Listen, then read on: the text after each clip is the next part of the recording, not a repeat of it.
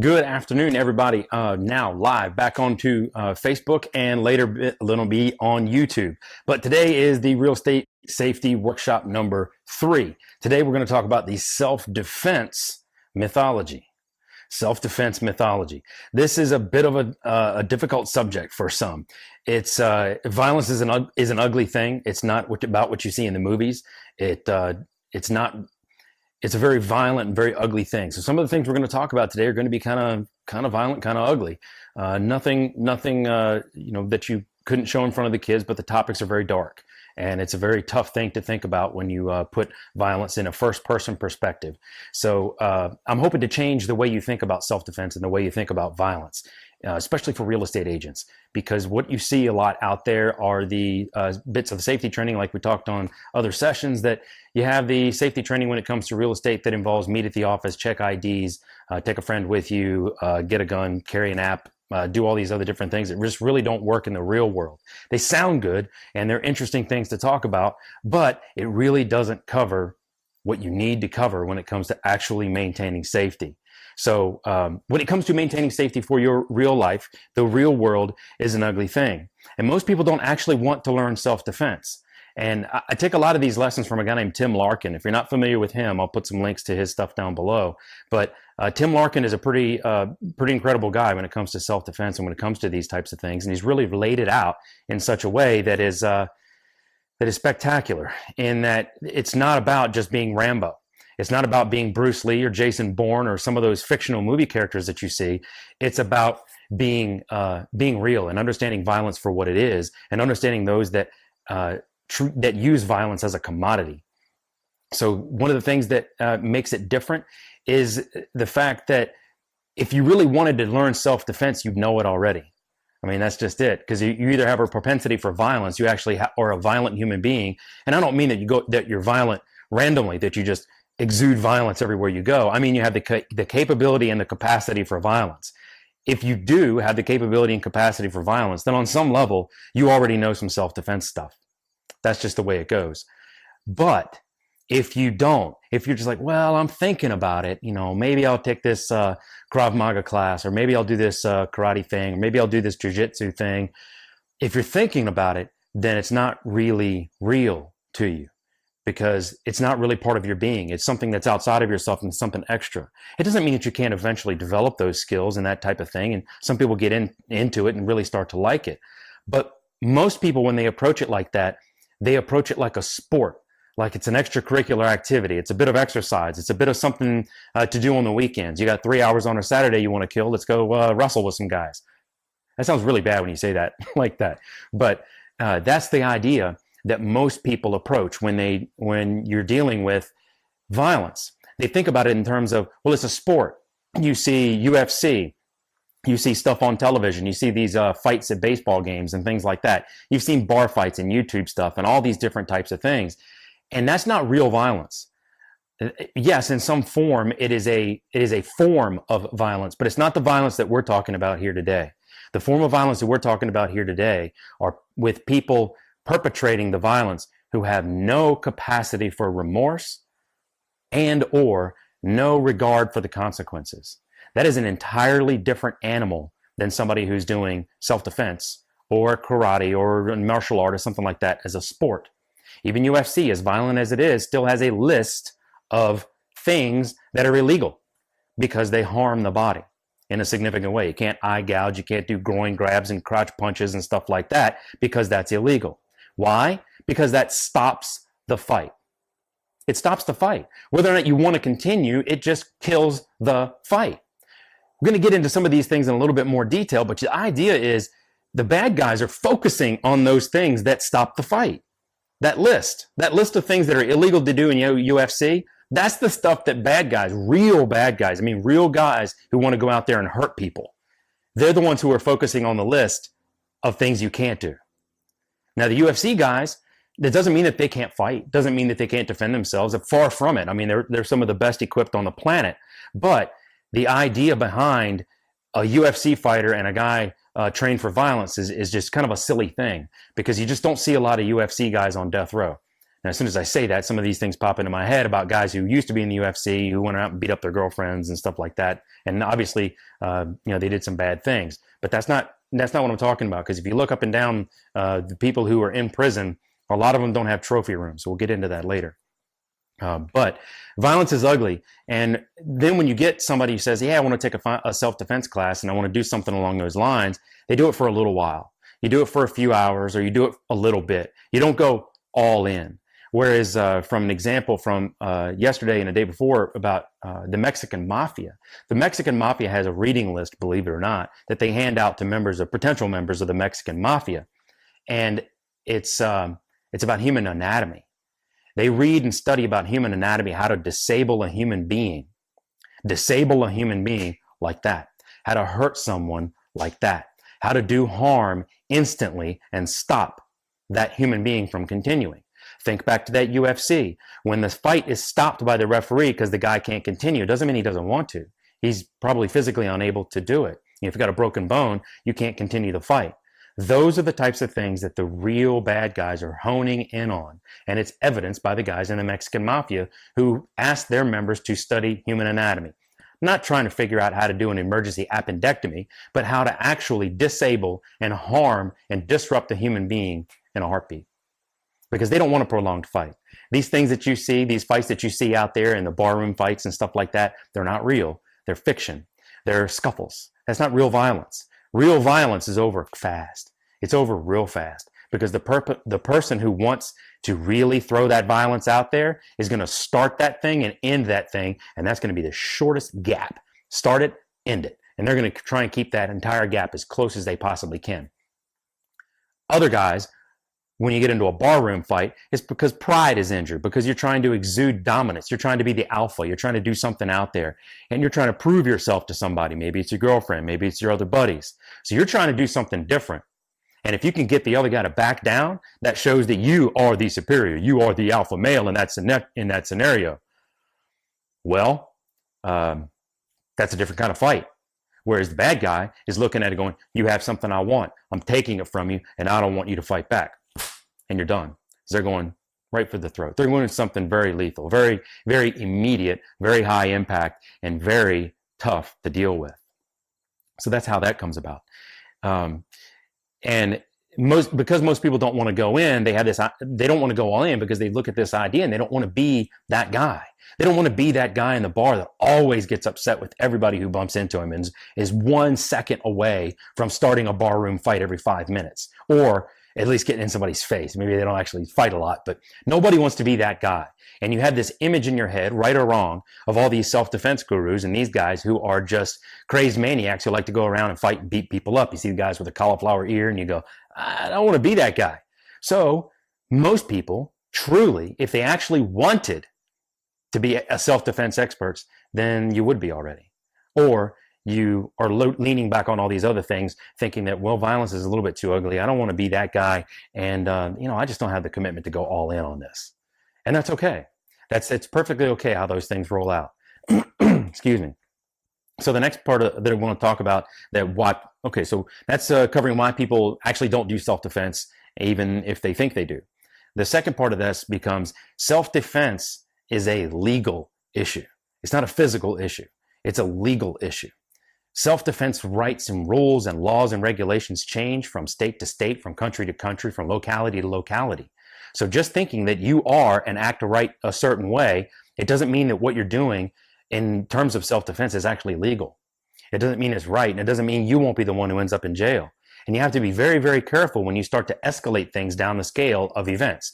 If you move things from verbal to physical to life-threatening to deadly, you move down that scale along that line of violence, and things change very rapidly, legally speaking. Excuse me, obviously physically speaking, but legally speaking, they change significantly. And what I mean by that is, if you're fighting somebody and you two are just arguing, you do not want to explain to the judge that, well, me and this guy got into a fight because, he bumped into me and he said I looked fat in these jeans. And then I went over and I knocked him to the floor with a beer bottle smashed against the head and I gouged his eyeball out. Yeah, well, you're going to jail. I mean, the other guy, he said something bad, but you're going to jail. You're not going to be able to work a self-defense uh, defense in that scenario. It's just not going to happen. You go to the next scenario, you go, oh, well, this guy, bumped into me and he smashed into my car and he said some things and he took a swing at me. Okay, then I knocked him over the head with a beer bottle, jumped down on the floor, and I gouged his eye out. Okay, maybe you'll be okay, maybe you won't be. That's going to be a real tough call. The gouging out of the eyeball is a pretty tough thing. I did it in self-defense. I was trying to disable the guy. All right, move it on down the line. Now you get up to the point where you're starting to use threatening of deadly force. Guy pulled a gun on me. I didn't know what was going to go on. Or I thought what he had was a gun. Maybe it was, maybe it wasn't. That scenario we can work out later. Maybe reaching in his pocket for something. He and I got in an argument. I didn't know if he was pulling out a gun, so I went for it. I knocked him over the head with a beer bottle, jumped on top of him, and gouged his eye out.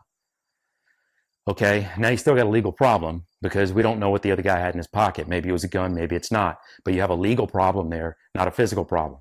Lastly, you get to the last scenario. Excuse me. You get to the last scenario, and now guy comes into a restaurant. Guy comes into a restaurant, shoots 3 people at the table next to you, and this is what you tell the judge. Say, Your Honor, well, I saw this guy come in and shoot 3 people next to me. I didn't know what was going to happen. I was scared out of my mind, but I knew I just had to do something to try and stop this guy. So I jumped up, hit the guy over the head with a beer bottle, smashed him to the ground, and gouged his eyeball out, stopping him from shooting anybody else. Well, that's a really different argument from those first few. Now, I borrowed that scenario from Tim Larkin, and again, I'm going to put some of that stuff down below, and I think he does a better job, quite frankly, at explaining some of those scenarios. But the idea is that self-defense is a legal problem. It's a legal problem. The minute you start going down that road of self-defense, you have to understand what it is that you're doing with it and how you're using it appropriately or inappropriately, realizing that just because you defended yourself legally in a physical standpoint and then legally in the court system and that you were not charged with a crime, it doesn't mean that the person that you went after, the person you defended yourself against, can't come back at you with a civil suit. Now, we've seen this time and time again about somebody saying, well, they just, they ruined my life because they broke my arm and that kept me from working and all these types of things. And those, you got to be real careful with how you choose to use violence. Violence is ugly, folks. It is an ugly thing. And you don't get to take it back. Once you start and go down that road of being a violent person, excuse me, or doing violent things, you can't pull it back. You're given certain legal rights of self-defense and other things constitutionally, but it is really tough to defend all things that you can do against all different types of threats. So, pardon me a second. Excuse me, I don't know what's little frog jumping up in my throat here, but that's what you get on live broadcast. You don't get to fool with that. So the next piece on that use of self-defense, you have to understand what weapons and what things that you can carry with you are legal in your scenario and legal in your environment. There are some things that just aren't legal. It's not legal to carry guns in certain places. And that's not just state by state, like New Jersey, really hard for anybody, any private citizen to carry a weapon in that state at all. But there are other places when it deals with private property or businesses or such that you can't legally carry a firearm. So you have to be real careful about what you're doing. Are you carrying a weapon with you? Carrying your concealed weapon into a place that does not allow it? And you're thinking to yourself, well, I'd rather be judged by 12 than carried by 6. And I've heard this argument before. And you're like, well, yeah, I know, I understand. That sounds real nice as a theory, that it sounds real nice that you'd rather be judged by a jury than carried by your pallbearers. I get that. But you also have to understand that a felony weapons charge can change your life forever. So if you're not legally able to carry a weapon to a certain place, you better not do it. Or if you've made that decision to go, yeah, it's more important, because some situations based on threat and risk and danger, like we talked about in previous sessions, can make a big difference. It's a huge difference. Some places like, look, it might not be legal, but I got to get from here to there. And the only way I can do that safely is to do this. Well, now you got a different discussion for yourself. But if you're just doing it because, I carry a gun all the time because I'm a concealed weapons guy. Well, yeah, that's great, but you might go to jail. Or you might have a felony weapons charge laid against you because you just felt like you had to carry despite knowing that it was illegal to do so. So you have to be very careful with what weapon you choose, where you choose to have it, and knowing when you can and can't use it. because brandishing a weapon is a very real charge. Somebody cuts you off in traffic. You can't just pull out and go, boop. Well, they were coming at me with a deadly weapon because they were trying to charge me with their car and tailgating. That's not going to work. That's just not going to work. You're not going to be able to get that. You're not going to be able to get away from that very easily. Maybe if you lawyer it up and you go through all that headache, you can. But brandishing a weapon is a very big deal. So before you make the decision to go down and draw your weapon and put it out on the target, you have to have already been willing to make the decision or willing to take that action to use deadly force, because you've already shown the intent. And the intent is enough in most cases, legally speaking.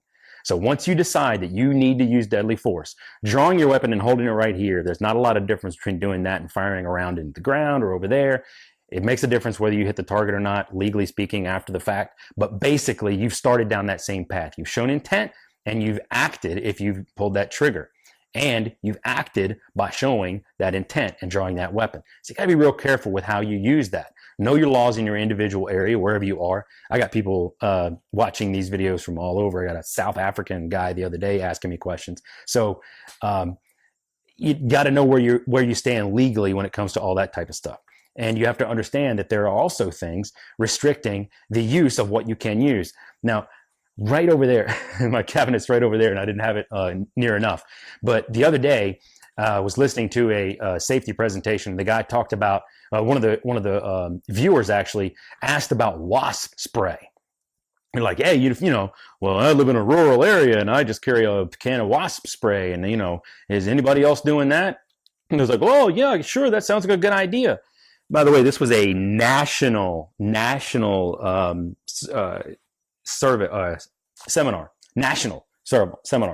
where the guy said, maybe wasp spray is a good idea.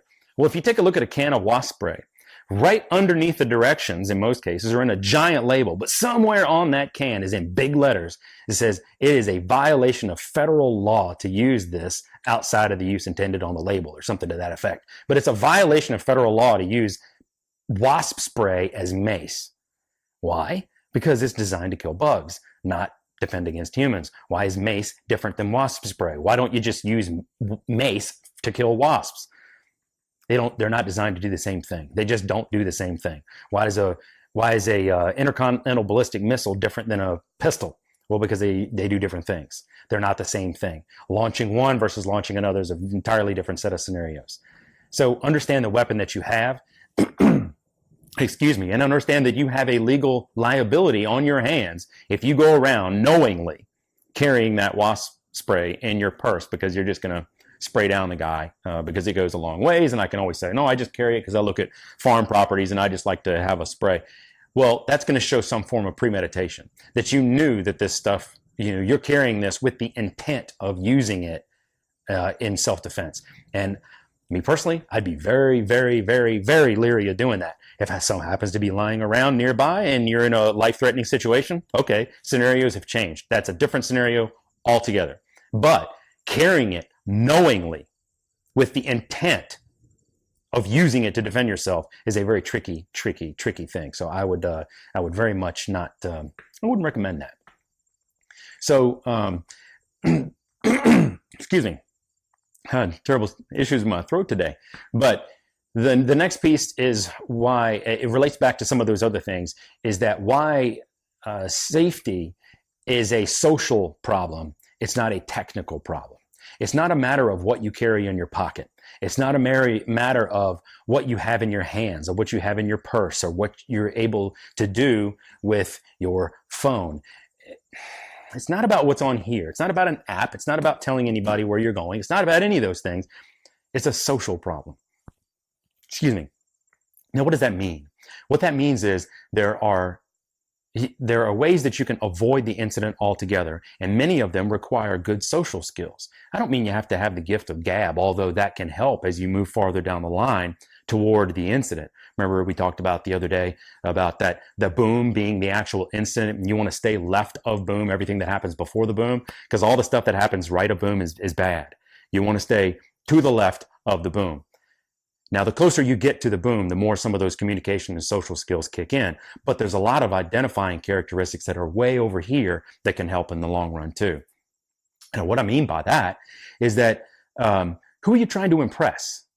A lot of these guys, you're out there and you just want to be the tough guy and you want to push people around. It's like, look, you don't want to treat people. You don't want to treat people like you're trying to get one up on them. Who cares? Who cares? I'm not out there to prove anything to anybody. I've got a fairly diverse and significant resume in the bad day business, doing a whole bunch of different serious, kind of nasty, scary things. I don't care if that guy who works in an office all day thinks he's more macho than me. Maybe he is. I don't know. I don't care. I don't care. That's my big social skill there, because I'm not just going to get into a fight and risk the life of my family or my children because I want to prove something to somebody. Yeah, no, I don't need to do that, because the character you carry around with you is way more important than the reputation that you think you need. Your internal character versus your external reputation. Yeah, I don't really care so much about the reputation, because that can go all over the place based on somebody's individual interaction with me, and my character stays the same. Like it or lump it, my character stays the same, or at least I work really hard to try and keep it that way. But when you be able to identify certain things and identify that guy going, yeah, I don't know, that guy looks like he might be having a problem today. He looks kind of angry. I think I'm going to stay away from him. You know what? Let's go eat somewhere else. Let's go sit at another table. I don't like the way this person is acting. I don't like the way there's a couple over there and they're starting to fight, and I don't know. Let's just leave. That's your social skill number one, is identifying something that's just a little bit off. And there's no big checklist for this. I get sick and tired of hearing this situational awareness. Almost threw some bombs out there. The bull about this situational awareness thing, because situational awareness is very, very, very dependent and very specific to every individual, because there are certain things that you key in on and certain things that you don't. Everybody, your mind can only process so many things at once. Your eyes are seeing things and your ears are hearing things that you can't even possibly imagine. But you're only processing a few of them. I'll give you a great example. How is it that when you're reading a sentence, you know before you get to the question mark that it's a question? You started the sentence as if it was a question before you even got to the question mark. You didn't see the question mark, but you did. You did see the question mark. Your eyes are so far ahead of your mouth and your brain and that connection that you know what's coming before it comes out. That's how you're able to read questions. That's how you're able to read something you've never read before and be able to read it with the proper inflection. You can't do that word by word by word by word. Your brain can't do that. Your brain is ahead of you. So that means that your brain is thinking things and absorbing things and paying attention to things that you just aren't. If anybody's ever out there, if you've ever meditated, which I have a lot, and it's a very great practice and I recommend it for anyone. If you've ever meditated and you sit there and you go, focus in on one sound in the room. And then you focus on that one sound. Maybe you didn't hear it before. And then all the other sounds start to go away, except for that one. That is how your brain works. Your brain focuses on a handful. Not that many. There's studies that can verify all of this stuff, but they focus in on handfuls of information, small chunks of information at a time that you can see, that you can hear, and that you can pay attention to, that you can feel. You can't have situational awareness. This nonsense of 360 situational awareness, 24/7, 365 is insane. I've seen people who try that and they're not a lot of fun to be around. And I don't mean because they're just not fun people. I mean, they're intense, man. It's like you need to back it down about 14 paces. We're on a scale of 1 to 10. You're on a 12. You should probably be at about a 3 to maintain a happy lifestyle. But you're way down here. You can't. And then what are you looking at? You're misinterpreting everything, because just like when you buy a red car, you see red cars all over the place. They were always there before. No more of them now than there were before. But now you're paying attention to them. So now you're going red car, red car, red car, red car. Oh, crap. Where are the blue ones? Blue ones are the ones I was supposed to look out for. Now you're blue, blue, blue, blue, blue. Oh, where was I? I'm not looking for the red. This situational awareness stuff is, leave that to the professionals. Leave that to the folks who are looking for very, very, very specific things about posture, about hands, about gestures, about eye contact, about those types of things. And most humans, not just most tough guys, military guys, and everything else, most people are not skilled enough to be able to use that effectively. This is why most units, whether it's Secret Service or police, protection, EP, executive protection, and things like that, why most of these guys work in teams, because not one person can focus in on everything. And you have different jobs and different roles. You're my hands guy. You're my eyes guy. You're my this, and you're my that. You're focusing on this and this. You're focusing on that and this. If you see that, let me know, then I'm coming in to take a look at that. That's my lane. This is just, I mean, that's how you do it, right? That's how you do things. You take the best skills that people have and you put them together in a team, and that's how teams have amazing situational awareness. This Jason Bourne nonsense of some guy sitting down after 5 seconds in a restaurant and being able to identify who's cheating on who in their personal lives. I mean, fiction? I mean, at best. Okay, got it. I will grant you the possibility that there are human beings on this planet that can do that. Pretty good chance you're not one of them. I'm not. I'm not. I'm just not. One, I don't want to be. I don't want to have that level of intensity. If you hadn't noticed, I think Jason Bourne's a pretty unhappy dude. So's Rambo. So's, well, all of those guys in the movies. They're all unhappy because they've got this loner mentality. And anyway, that's another subject. But that situational awareness thing and how you use your social skills, it's just so misleading the way it's being presented in most cases today. That's not how the real world works. Now, if you've moved beyond the point of recognition, where you recognize something, but for whatever reason, maybe you can't get out of the situation at that moment in time. Now you need to start moving in toward using some of your physical abilities. And I mean using your feet, not to kick your way out of things, but to leave, to get up and walk out, to get up and walk out, to move away from the situation, get off the X like we talked about the other day. That's the most effective thing that you can do. If you can't do that, and now you get all the way down, and now you've got a physical confrontation, or it typically starts with a verbal one, right? So now you got a verbal confrontation. You got somebody in front of you, and this is the scenario that most likely happens. Now you can just try to not be a threat, because what you don't want to do is take that person over the edge. I think, again, I'm going to relate back to Tim Larkin, who's the expert on these things, I think, is that his idea is, I treat everybody as if they're 30 seconds away from a shooting spree. Like, damn, that's good advice. If you treat everybody out there like they're 30 seconds away from going on a Virginia Tech, Aurora, Colorado, you name it, you look at they're going down, they're about 30 seconds away from going down that path. Do you want to be the one that triggered it? Or do you want to be the one that, best case, left the scenario and hopefully stopped it? Maybe you were part of the cause of why it didn't go down. Now, to me, that sounds like a better scenario than trying to stand your ground, because there's a lot of stand my ground, stand your ground. There's all these laws, there's all these castle doctrines and all these other things that go on out there. That's great. It's a very important aspect of our legal system.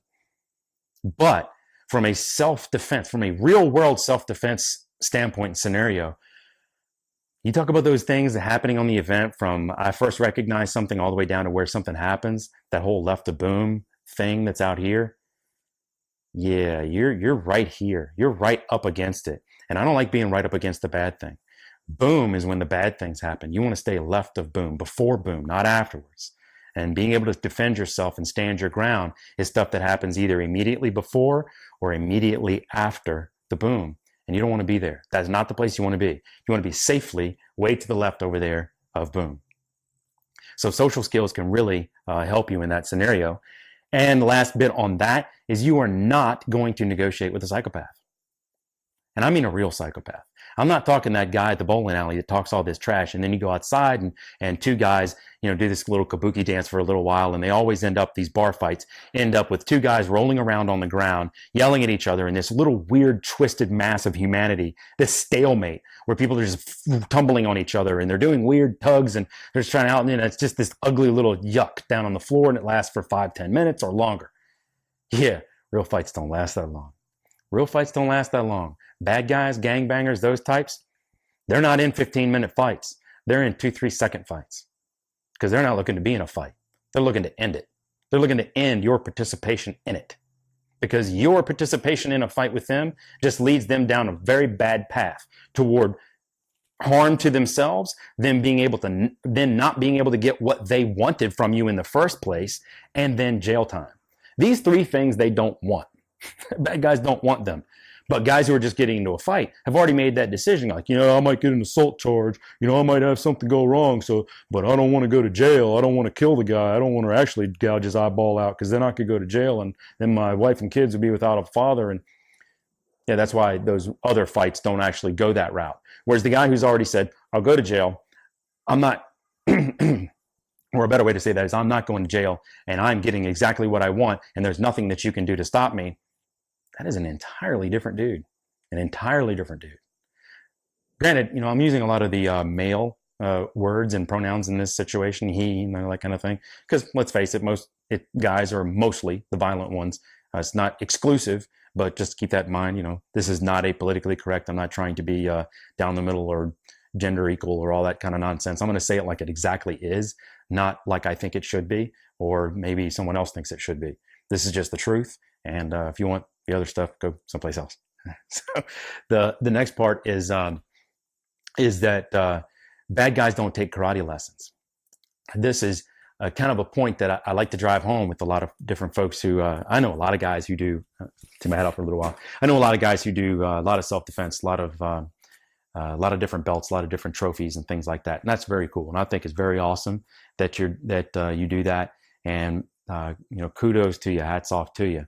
The issue with some of that is that, one, you, again, no matter what your martial art, no matter what your self-defense training, no matter what your thing is, you always have rules. There are always constructs and rules and limitations about what you can do and how you've been trained. Bad guys don't have rules. They're not in a competition. You spar with someone who you want to spar with next week or next month, or maybe you're in a contest and maybe they beat you this time, but you want to beat them next time. Yeah, that's very different than somebody coming into a fight, into a real violent event, and looking at that person and going, I want to wipe you off the face of the planet. I don't want you to take another breath. That's a very different thing than, well, I'm just going to beat this guy. I'm just going to beat this guy up and show him who's boss. Again, that's not, that is a very different outcome, a very different result, a very different desire between two different people. Studies have also been shown that guys on death row, guys in the prisons, guys who have committed violent acts, guess what? They don't take a lot of karate lessons. They don't have mixed martial arts backgrounds, most of them. They don't train to become proficient and get a new colored belt or get a new trophy or work on this spar or go to that contest or be this. They don't do any of that thing because violence is a business to them. It's a business, or at best, or if it's not a business, it's a currency. Violence can be a currency. If you're the violent guy, the violent criminal, that is your currency because you know that is how you pay for things. And that is how you make, or how others make payments to you. Others make payments to you by avoiding you because they know that you will use that violence against them. And that's a lot of use, and I don't really mean that anybody out there is like that. But bad guys they don't follow the rules. They'll cheat. They'll stab you when you're not looking. They'll poke you in the eye. They will hit you with a brick. They will otherwise disable you in any way, shape, or form at any moment in time. And you will be the one left lying on the floor in a puddle of blood going, why? What just happened? How did that happen? Because, well, they're not playing by the same set of rules. Even if you think, and this is one that I hear all the time, even if you think that you're like, no, there's no rules, it's off the table. That is not true. That is absolutely not true in the majority of cases out there. Because most guys, myself, I'll use myself as an example. I'm married, father of 3, and the idea of going to jail, not appealing. So I will be able to, so some of the things that you think about as well, is this worth it to get into this physical altercation, to use violence? Is it worth it to use deadly force? Or can I just avoid the situation? Because let's just say that I get wrongfully accused, as if that ever happens, right? So let's just say I get wrongfully accused, and instead of trying to defend my family, I come off as the bad guy. Because it was a miscommunication, it was a misunderstanding, and now I come off as a bad guy and I'm going to jail. So I'm weighing all of these things in the back of my head as you go through scenarios that thankfully I haven't had any of them really to deal with in my personal life.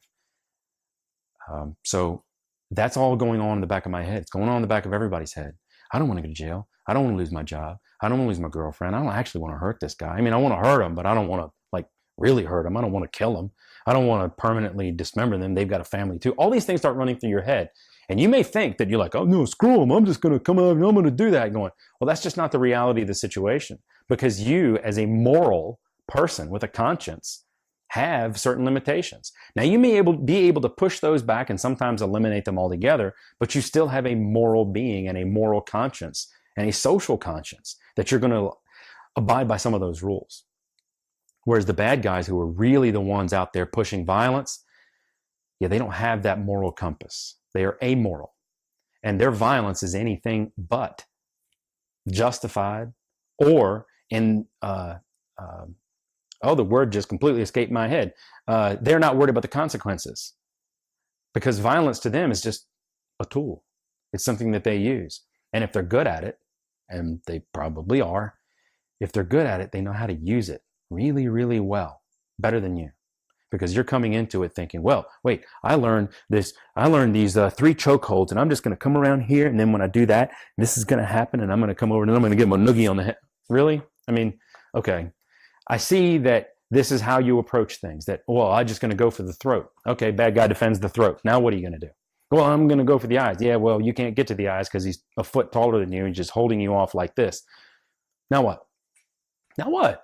Well, I'm going to take him to the ground. Are you really? Are you bigger, faster, stronger, and more agile and more experienced than they are? Maybe, maybe not. I don't know. Just, you see all these limitations, and I start asking these types of questions and go, the risk is too high. The risk is too high and the reward is too low. Instead of just going, see you, I'm out of here. Oh, what are you, some kind of chicken? I wanted to use the other more common dirty one, but I'm trying to refrain on Facebook. So, and YouTube. So what are you, chicken? Yeah. Okay. Yeah. Good. Yep. Chicken. See you later. It's not gonna change me. It's not gonna change who I am or what I've done or anything like that. But it's very real, and that could happen. And I'll just walk away because okay. Call me names. You can write it in the paper tomorrow morning. I'll co-sign it. You can call me a chicken. I'll agree. I don't care, because it's not about what you think. It's about what's here. And those who know me and love me think something different, most likely.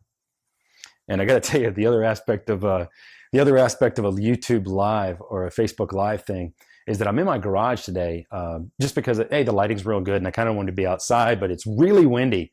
But the other piece to this is somewhere around here in the very recent future, like since I start recording, I smell a skunk. So it's really kind of nasty. It's kind of strong. I don't think it's anywhere near me. I'm a little far. I can see out a good couple 100 yards into the yard, and I don't see anything out there. But it smells really bad right now, and kind of rough. So I apologize if I kind of choke a little bit more this time. But self-defense is such a unique thing, and going back to the idea of the chokeholds and some of these other things that you can do are, they're techniques, right? And as the saying goes, techniques will get you killed. Principles will save your life. And that's to that point that I was trying to make. I learned the other day in my safety class or my self-defense class, I learned 16 ways to defend an attacker who was coming at me like this. Okay, good. Great. What if they come at you like that? Okay. Well, no. I can defend against a guy coming at me like this. Yeah, but what if they come at you like that? Well, okay, then. Okay, you got 16 of them. Show me one. Hold on a minute. And then you go, all right, well, let's try it on me. And then you get out of it and they go, oh, come on, you weren't, no, wait, I wasn't ready. You weren't ready. Okay. Because see, these self-defense classes, a lot of them, not all of them, and I'm beating up on these guys pretty hard. There are a lot of good that comes out of them, and I don't mean to disparage them. But when it comes to taking a self-defense class, and this is a point I hope you're getting, when it comes to taking a self-defense class for a couple hours or even a couple years, with it being your primary method of keeping yourself safe and secure, you've got a problem. You've got a big problem because you've let it go all the way down from way left of boom all the way to really close or behind the boom. And you don't want that to happen. So you learn all these techniques and then you can't repeat them. And then when you practice them in your classes, you practice these self-defense techniques in super slow motion against a bad guy who isn't fighting back, and in most cases is about the same size, weight, structure, physical ability as you if you're using a partner. If you're not, if you're using the big puffed up, tackling dummy guy, okay, he's coming at you, but again, super slow motion, not fighting back, playing by some set of rules that they establish for the facility that you're working in. I mean, the whole thing is based on fiction. The whole thing is fictional. Every bit of it is just one big pile of fiction. And this is how you're going to train? That's insanity. You don't want to, you do not want to train in a fictional environment for real world scenarios. Now, it can be helpful, so you don't actually have to do certain things. But when that's your number one, when self-defense is your number one or number two, because a lot of people put it right up there with number two. It's like, well, the first one is, well, then I'm going to run. Good. Very, very good. Then number two is self-defense. Shoot. No, it shouldn't be number two. It needs to be like number 10, 12. It's one of the last things you're ever going to do before something really bad happens. You're way down here at the boom. And the principles that you can learn, though, are the things that keep you safe. The principles are, if this guy fights me like this, then I fight back like this. If this guy comes at me slow, I come at him fast. If this bad guy comes at me with a knife, I come with a gun. I mean, that's kind of a principle. You outgun them, you outmatch them. You don't play their game, you play a different type of game. These are simple principles, and I'm not going into depth on those types of things here. That's not for me, not for here. That's not the point. But the point is, if you're learning techniques, you're learning chokeholds and throat punches. By the way, happy Throat Punch Thursday. That is a day, at least it is in my world, but happy Throat Punch Thursday. And you're learning these techniques to disable somebody and do something along these lines, stab them in the neck with a screwdriver. You're learning to do those types of techniques, but then when you don't have a screwdriver and you can't get to the guy's neck and you can't get to the guy's eyes, now what? Okay, you kicked them in the groin and they're still coming. Now what? Because you learned a technique. You didn't learn a principle. The principle is, if this guy looks like there's not much that's going to stop him and he's got an incredibly high threshold of pain, well, now you need to get down into that human anatomy like the Mexican mafia does. There are a few certain things that you can do to disable a human body, but most of us aren't trained, myself included, to be able to isolate some of those things at an instant and at a calling, because it's a very specific, difficult to learn and difficult to execute set of skills when the bad guy on the other side of this altercation actually wants to harm you. They're not sitting there going, well, let's just see how this works out. Let's go a couple rounds. There was a fairly famous fight very recently with a certain UFC fighter and a certain boxer. Anybody hear that one? How'd that work out? Did the mixed martial artist win against the boxer? Yeah, okay, he looked pretty good. He looked better than I think most people thought he was going to do. And we're talking, of course, about the McGregor-Mayweather fight. Now, the mixed martial artist looked a lot better against the boxer than many people gave him credit to do. But he still lost. And it was a very structured, very rule-driven thing. Now, let's reverse the tables and let's put Floyd Mayweather into the ring with, I don't know. I don't think that's gonna work out as well. It doesn't seem to work because these two things, the principles are, these two are two very highly elite physical athletes, fighters in two very separate, different genres. And everybody understands this and everybody talks about this. And I don't need to go down this crazy rabbit hole with all of that. But the UFC fighter and the boxer are very different. And it shows. But in a real world street fight, the one wild card is if there was a third individual that should show themselves and present themselves in this entire environment, in this argument. And that would be the guy with a long track record of violence. Guy who's maybe killed people, maimed people, done some other things. Guess what? He's probably going to win over both of them because he's going to end the fight like that. He might use a knife, he might use a 2x4, might use a brick, might use something else, might use his car. Don't know. By the way, I'm not real sure how any of you plan to defend yourself against a car if somebody were to try and crush you with a car. But, please, I'm sure there's a chokehold for that. You may learn that on next Saturday's class that you go to. But self-defense techniques have a lot of limitations, and most people don't think that. The good news is when it comes to self-defense and when it comes to techniques, then you learn those things. You develop a certain air of confidence, an air and an ability to think that you can do some certain things. Now, what that does, contrary to popular belief, is it doesn't make you more able to handle yourself in an actual violent situation. It just gives you an air about you, a confidence. The difference between standing like this and standing like this. The one who's standing like this, less likely to be messed with than the one who's like this. So if you talk like this and you kind of versus going, hey, how you doing? Probably not going to be messed with. That's just, that's just that real rule. The bad guy's going to look at that and go, no, I don't think so. Next. And when it comes to real estate, bad guys are targeting you. I don't mean like this is not the pickpocket guy at the mall who is waiting for somebody to walk by who has a purse that they're not holding on to real tight. This is a guy who has picked you out, found you online, tracked your movements, tracked your patterns, tried to figure out where you're going to be, how you're going to be there, what they will say to you once they find you. Because their idea isn't just jump out of the bushes and grab you. Their idea is to lure you into their world. And they do that by learning your scripts, learning what it is that you say and having a response for it. I mean, they're going to learn that, right? Ask Beverly Carter. I mean, that was a horrible way to say that, and I didn't mean it like that, but that's the scenario that she went through were people that had legitimate responses to her questions of what home are you looking for?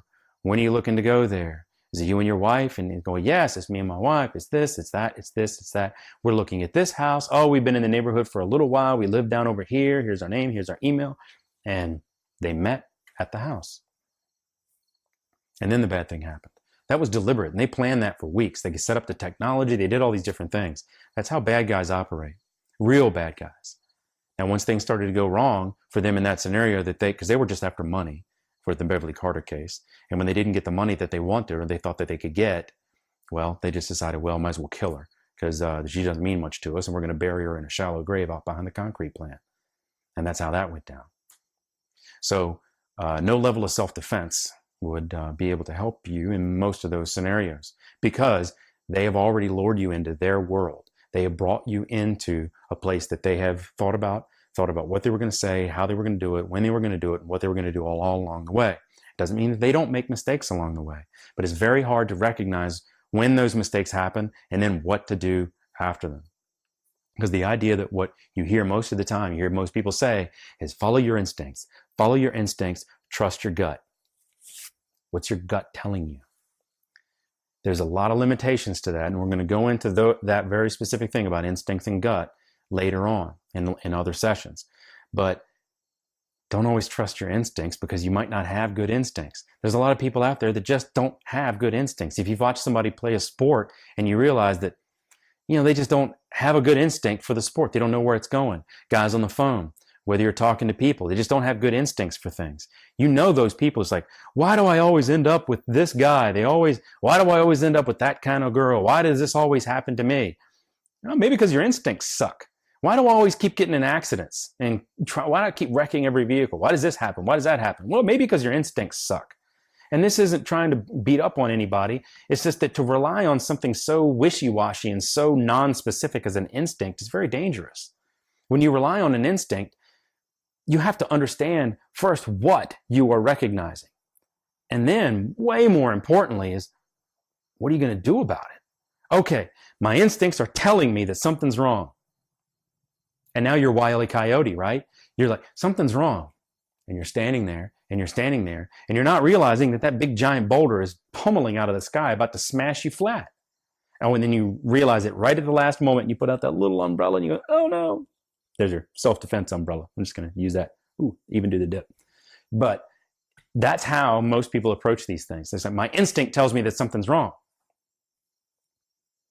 I knew that was going to happen. I knew you were going to say that. That's how, again, another thing. And meanwhile, these bad things are happening to them because, one, their instinct and their gut recognized that something was off, but they didn't know what to do. Really, really important. So don't rely on your instincts and don't trust your instincts to the point where you're going, I'm going to rely on my instincts and then I'm going to do some self-defense techniques. Because that, I think you'll understand, is a bit of a recipe for a disaster. because those two things are really hard to deal with in the real world when, against somebody who is, going, I don't care about my instincts. I'm doing one thing and I'm doing it right here, right now. And I'm ending this fight. I'm ending this challenge. I'm ending your life right now. Meanwhile, you're going, how do I stop? I just want them to stop. I just want them to go away. If I can get up and run, you have 100 different scenarios, which gives you an advantage. But if you don't know what to do when, and you don't know how to listen to your instincts, then it's just going to be a failure for you. And it takes a lot of training and a lot of experience to develop the skill set necessary to be able to recognize things for what they are, and then being able to know what to do and then do it. Because you can say, look, I know something's about to happen right over there, and I need to do this. And then you do it and it doesn't work, or it didn't go well. And he's like, well, I'm going to fight. I'm going to defend myself. And then you get your butt kicked. Well, that didn't work out real well because your brain had the right idea, but your body can't execute. So the big important thing to remember about this whole thing is that your brain is your number one. And I keep reemphasizing this throughout the week, and I will throughout the rest of the month, but your brain is the most important tool that you have. Train your brain first. Get your brain engaged first. Your body is the next layer of defense. And that's usually going to start with your feet. Get out of the situation as quick as you can. Get off the X. So get out of the situation as quick as you can. And then, and only then, should you even consider, if you can't make all those things happen, to actually using your body in some form of self-defense. Because then there are tools that you can use, but you have to understand what the legal ramifications are. You have to be proficient in use. And I didn't even talk about that. But if you are getting a quick side tip on that, if you're getting pepper spray, get more than one. Don't buy one pepper spray and then just put it in your pocketbook, put it in your purse, put it in your glove box. Don't buy one, buy 3, buy 6. Take them out. Use them on a windy day. Understand how they work. How far does it go? Is it sticky? Does it stay where it goes? Does it aim where I think it's going to aim? Can I use it with gloves on? Can I use it in the cold? How hard is this safety mechanism to get off? Is it a one-time use and I'm done? Or can I use it a couple different times as I'm trying to flee a scene? How does this stuff work? How does it work? Key with pepper spray. Don't buy one, buy several, and practice in a lot of different scenarios. Every one that you can think of, it'll all help you. Because the one thing you don't want to do is get that pepper spray pointed in the wrong direction or have a lot of overspray, because you got the pepper spray that's basically bear spray, right? And it's designed to operate from like 9 feet and farther back. So now you got this pepper spray that's shooting this very high pressure stream, and you hit the bad guy in the face and it splashes back into you because you're right here. You're this close. Yeah, well, that's a problem. You don't want to be that close, one. And then you spray the pepper spray, and now you're just as affected as the bad guy. And the chances of the bad guy being able to push through it, I don't know. If I was a betting man, I'd put the money on them. Sorry, I just would. So that, and then there's firearms. If you're not proficient in the use of your firearm, leave it at home. And a lot of law enforcement officers, we talked about this the other day, but law enforcement officers on a general basis fire between 1,500 and 2,000 rounds a year, every year. That's what they do. And studies have been shown that under duress and in actual life or death shootout situations, that law enforcement officers, despite shooting 1,500 to 2,000 rounds a year, miss their target about half the time. So it's really, really hard to do. And if those percentages don't tell you something about the reliability of being able to defend yourself with a firearm and having to depend on that firearm, if that doesn't tell you a few things, well, I don't know what to tell you. But that sounds like to me a very risky thing. And by the way, I mean, I'm a gun guy. Look here, is my endowment member, and I just haven't put it anywhere yet, but I'm a gun guy. So that's not the point. So I'm going to leave you with a couple ideas as we wrap up here about fatal funnels, and then we're going to close out with the best tools available out there right now. And fatal funnels, and the easiest way, this is the best principle that you can take away from this particular block of training, and that fatal funnels are just like it sounds. You have a funnel. And on one side, everything is fine. Everything is going okay. But as things start to move toward that funnel, they move toward this little choke point where your choices get fewer, your time to make decisions gets shorter, everything gets compressed, and everything gets more and more constricted and difficult. You find yourself in a confined space, in a dark space, and I don't mean physically. I mean, yes, that's part of it, but your options are getting limited. You've gotten to the point of no return. You're in an elevator now with somebody, and it's about to go down, or you thought something was going to go down, and now it actually is going down. You've moved along that fatal funnel. Now, the good news is I like to look at the funnel not as a singular thing that comes down into a narrow tube, but it's something that widens back out, more like an hourglass. But fatal funnel is the term that everybody uses. But I just like to think that once you get through, if you can push through the funnel, you can survive. You can make it on the other side. And I've done this. I mean, in real life, that you get into a really sticky, tough situation, and that is a bad area, kind of that get off the X mentality, and going backwards out the funnel is not the idea. Going back where you came from is not necessarily the best option, whereas pushing forward and going through it is the best option.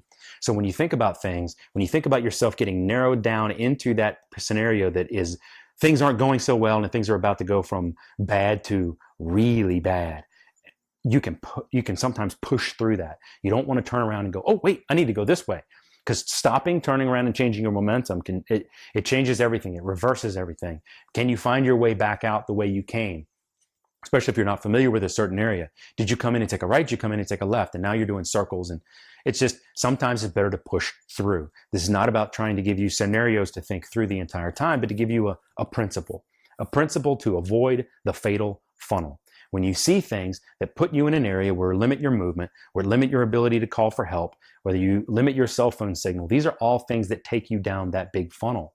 Now, you can push through those things, and sometimes that funnel doesn't even materialize. Sometimes you can pass completely safely through that funnel. But understand, when you're in that funnel, how that funnel meets and where that is, the bad guys are right here. They're in that tiny, narrow portion of the funnel. They're right here. I'm going to put together some infographics to kind of explain some of this, even a Gantt chart type thing. And I'm working on a couple different scenarios, even a pyramid structure that tells you, where your focus should be when it comes to left of boom and right of boom. If you like that or like any of these other things, make sure you let me know in the comments below, whether it's on Facebook or YouTube, and I'll get that straight over to you. I'm going to also put a link down there to get some more information about this and future broadcasts, because this is the number 3. This is the third broadcast of third workshop, third session of this month, but we got more coming up. So there's still 3 sessions a week for every week remaining in the month of September. So last piece I want to touch in on are those best self-defense tools out there. And you're not going to like my answer, but there aren't many. And I don't like to rely on tools. I love tools. I love my tools. I got a lot of tools over here, over there. There's more over there. I like my tools, but I also understand that sometimes if you ever see me working on something, I don't go into my toolbox and go, yep, that's what I need right there. This is it. This is the only tool that I need.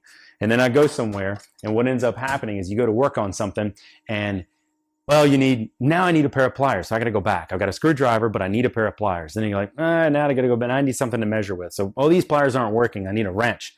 So now you end up taking several tools, and what you end up with is a toolbox, or at least a whole bunch of stuff sticking out of my pockets and carrying it along with me. There's no one tool. There's no multi-tool. Yeah, I like Leatherman and stuff like that to be able to use as tools, but it's tools are just one little small aspect of what goes on out there, of what you can use.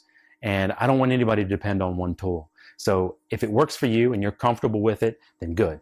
Use it, utilize it, carry it. I'm not going to tell you to carry it all the time, because no one carries all of their full suite and full entourage of weapons with them at all times, no matter what you do. I worked in the Pentagon for a number of years. I didn't bring my personal firearm into the Pentagon with me every day. In fact, they had pretty significant knife restrictions, so I couldn't even bring in a knife like this, which is kind of small, but I couldn't even bring that in. So there are places and things that you go. Schools, you're not allowed to carry a firearm onto a school in certain government properties. So understanding where you can and what you can use at certain places is going to be more important to you. And there's no such thing as carry all the time, carry all the time, carry all the time. It's just not possible in human life. Some people, I guess, pull it off, but good for them. I just don't think for the masses that is a good bit of advice. If it works for you, great. Continue it. Carry on. I salute. But if it doesn't, don't try to get to that level. Take it when you feel you need it. Take it when you're comfortable with it. Don't take it if you haven't used it or practiced with it in a little while. And above all else, whatever you have, whatever you choose to use, make sure it works.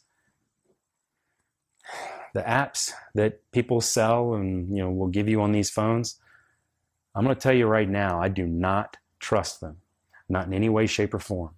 I would never, ever, ever, ever trust the lives of my 3 little girls, my wife, or my sisters to an app. Never. Never in a million years. Never. What if it didn't update? What if it's got a bug? What if it got crashed? What if it got compromised? What if you paid for it and they stopped maintaining it? I would never, ever, ever, ever, because that relies on somebody else's, get ready to say some bad words again. That relies on somebody else's stuff. I don't like relying on somebody else's stuff. I like relying on my stuff. Relying on what I can do and what I know I can do in a scenario to keep my family safe. So, keep the pepper spray at home, keep the tasers at home, keep the firearms at home, unless you really know how to use them and you understand the legal ramifications of using them. Understand that self-defense isn't exactly what you think it is, and that self-defense is a legal issue. It's not a physical issue. It's not about being able to physically defend yourself. It's about being able to legally defend yourself later. If you've already gotten to the point where that has become a problem, it's more of a legal issue than it is a physical one. And chances are, if you're not very good at the physical defense, you're not going to be very good at the legal one either. Excuse me. Social skills are much more important than technical skills. It's not about being able to execute a choke punch or a rear naked choke hold or one of those kinds of things. Happy Throat Punch Thursday, by the way. It's not about being able to execute those things, and because those techniques will kill you. Or the techniques will kill you, and the principles will save your life. Principles like the fatal funnel. Other principles and things that if this happens, I do that, always. The minute this happens, I leave. No questions asked. I'd rather walk out of a restaurant and not pay and have them come after me for not paying than stick around when something bad goes down and people start throwing furniture and themselves all over the place. I'd just rather be that guy. And then when it comes to, excuse me, when it comes to bad guys and how they operate, they're probably not in the karate class next to you because they don't take karate class. They don't take jujitsu. They're not interested in trophies or belts. They play by a different set of rules, and their rule book is, doesn't exist. They don't have one. Even the UFC has a rule list. It's short, but it's a rule list. The bad guys do not have rules. So thanks everybody for tuning in. Remember that your brain is your best weapon. Your body is secondary. Self-defense. A lot of mythology out there about that. So I'm going to post some more info, more notes down at the bottom. Thank you again. And as always, as watching. Hey, what's up, Keenan? What's up, man?